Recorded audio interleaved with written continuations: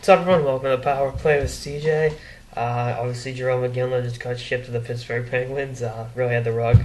I jumped the gun, talking about one of the Bruins, and a lot of people had that as a done deal. But it is what it is. Pittsburgh's putting together a team that can definitely win the Stanley Cup. I mean, they had a Stanley Cup caliber team coming into tonight, and with Morrow and Murray over the past couple of days, bringing in Iginla definitely can put them over the top and help them get past the Bruins and the other teams in the Eastern Conference.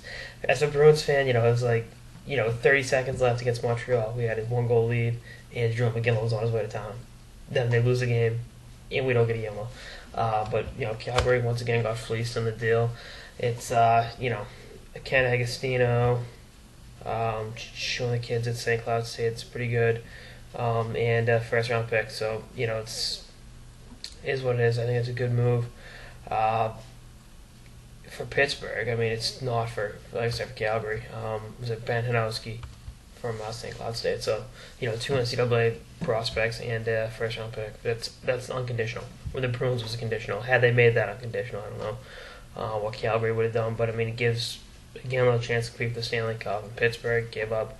Pittsburgh, I thought the Brendan Morrow for Joe Morrow deal was better. I mean, Agostino's an okay player. Hanowski's pretty good, but neither one of them is. What does Rick Pitino say? Larry Bird's not walking through that door. Robert Parrish not walking through that door. Kevin McHale's not walking through that door. He's coaching the Celtics. That's pretty much what this deal would have been for Calgary. They weren't going to get a superstar in return, either the Bruins or the Penguins deal.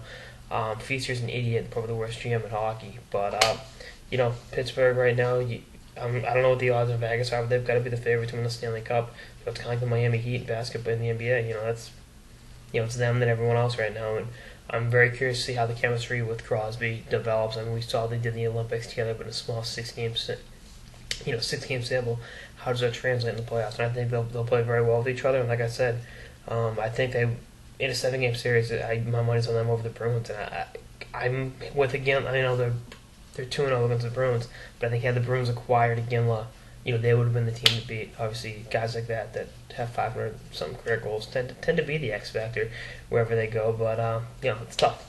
But anyway, good move for Pittsburgh. Dumbass move for Calgary. But good to see Iggy go to a place where he can compete and possibly win a Stanley Cup.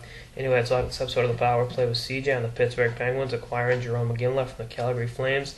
Stay tuned for more episodes throughout the season and beyond. Later, guys.